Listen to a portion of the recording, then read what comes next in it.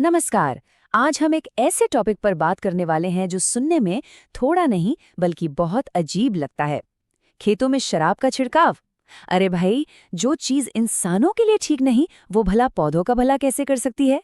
लेकिन आज हम इसी हैरान कर देने वाले दावे की तह तक जाएंगे और देखेंगे कि इस किसान के रहस्य में आखिर कितनी सच्चाई है।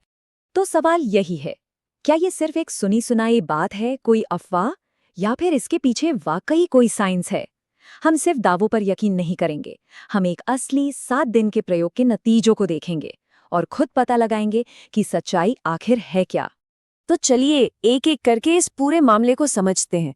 सबसे पहले देखेंगे कि ये दावा आखिर है क्या। फिर जानेंगे कि कौन सा अल्कोहल काम करता है। उसके बाद एक एक्सपेरिमेंट के नतीजों पर नजर डालेंगे।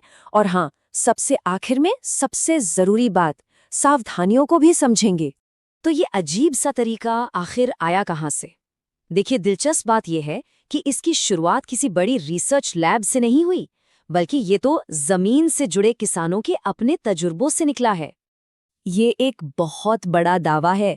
किसान भाई कह रहे हैं कि उन्हें तो बहुत अच्छे रिजल्ट्स मिले हैं, लेकिन सिर्फ किसी के कहने पर क्यों यकीन करना? चलिए खुद देखते हैं कि इस बात में कितना दम है। ठीक है, तो अब आते हैं इसके थोड़े से विज्ञान पर।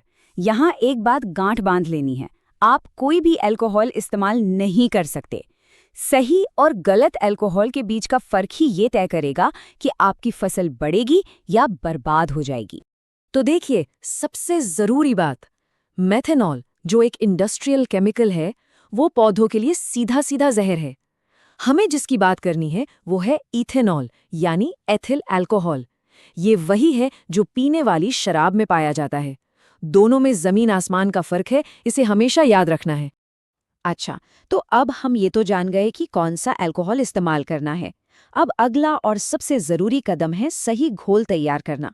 और यहाँ पर मात्रा यानी कि डोज ही सब कुछ है। यहाँ पर मात्रा का खेल समझना बहुत जरूरी है।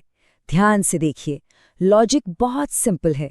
अल्कोहल जितना तेज होगा, पानी में उसकी मात्रा उतनी ही कम मिलानी है।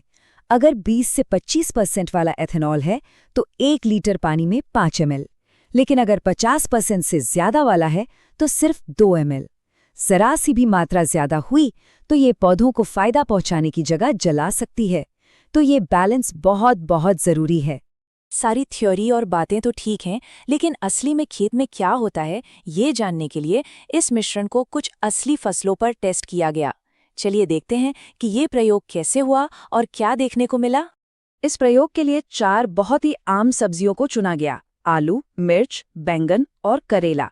इन सभी पर वो तैयार किया हुआ घोल स्प्रे किया गया और फिर 7 दिनों तक इंतजार किया गया, ये देखने के लिए कि आखिर होता क्या है।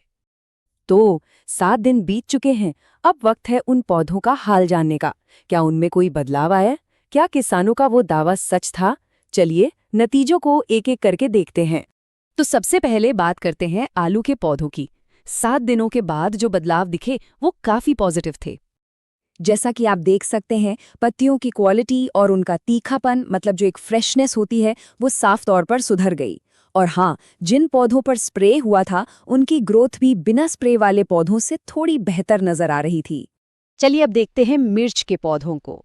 यहाँ नतीजे थोड़े मिले जुले रहे।